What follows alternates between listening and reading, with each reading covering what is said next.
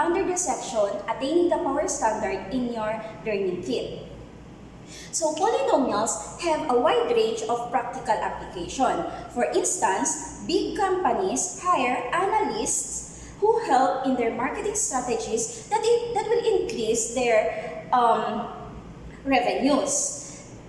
The models used to predict revenues are mostly polynomials. In physics, the trajectory of the movement of objects thrown vertically can be modeled using quadratic functions. And these models, or such models, help identify or determine the height reached by the object after t seconds and how much time it will take the object to reach the ground. Even in architecture and engineering, knowledge of polynomials are very essential in building safe roller coasters among other structures.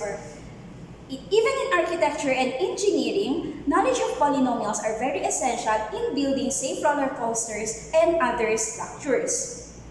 So in this section, we will be applying our knowledge of polynomials in solving real-life problems involving or that can be modeled using polynomial functions and equations. So the problem-solving technique that we will be using in solving problems involving polynomials consists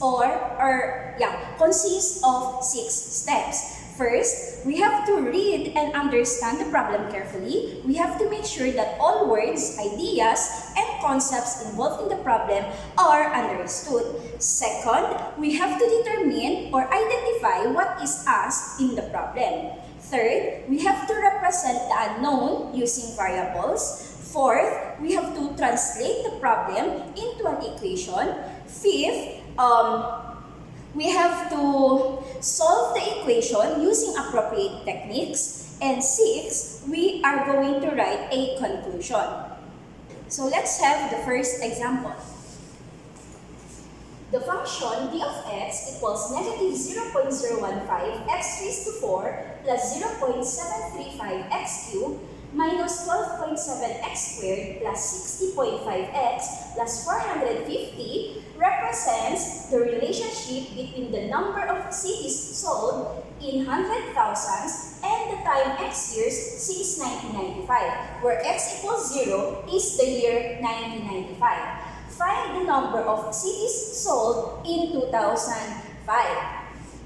So again, the first step is to make sure that we understand all words, ideas, and concepts involved in the problem. So here, d of x here represents the number of cities sold x years after 1995. So meaning, given the number of years or given a value of x, which represents the number of years after 1995, if we're going to evaluate d at that value of x, the resulting value gives us the number of cities sold for that year. It is given in 100,000s. So again, d of x, the number of cities sold, and then x here, the variable x represents the years or the number of years after 1995. So there, that's for step 1. And then step 2, we identify what is asked in the problem. So here, we are asked to find the number of CDs sold in the year 2005. So in the year 2005, if we count it from 1995, that will give us a difference of 10 years. So meaning, we are looking for the number of CDs sold 10 years after 1995, which is the year 2005. That is what is asked in the problem. So, this is for step 1. Then step 2, find the number of CDs sold in 2005. Now, for step 3, we are going to represent unknown variables. Actually, in our given, the variables are already well represented from step 1. So here we have d of x, number of CDs sold, And then, x years after 1995, while the variable x represents the number of years after 1995. So, basically, step 3 is just the same as step 1. So, we proceed to step 4. Step 4, we represent or we translate the problem into an equation. So, take note that we are asked to find the number of CDs sold 10 years after 1995. So, basically, we are going to simply evaluate the function t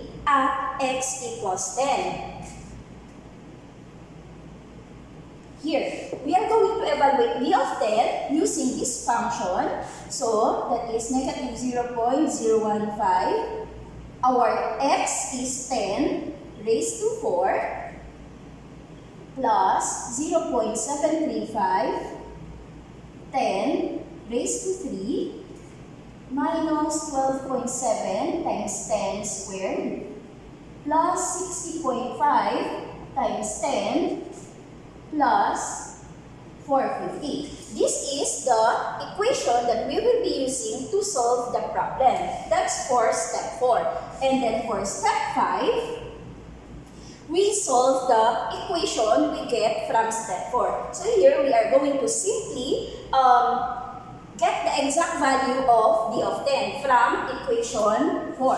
So here we simplify this, we get negative 0.015 times 10 raised to 4 will give us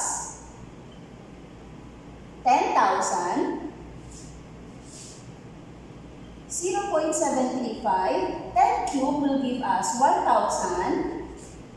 12.7, that's 100. Then this one is 605. And then this one is 450. Simplifying this, we get this is negative 150 plus 735. This one is 100 or 1,270 plus that's 1,055. Simplifying this further, we get negative 1,425 plus 1,790, which gives us 145. Sorry, this is 1,420. Negative 1,420 plus 1,790 will give us an exact value of 370. So here, from step 5, we get the value of d of 10 to be equal to 370. And finally, for our step 6, we write a conclusion based on the answer from step 5. So, d of 10 equals 370 in 100,000 means that in the year 2005, that is 10 years after 1995, the number of CDs sold is 37 million.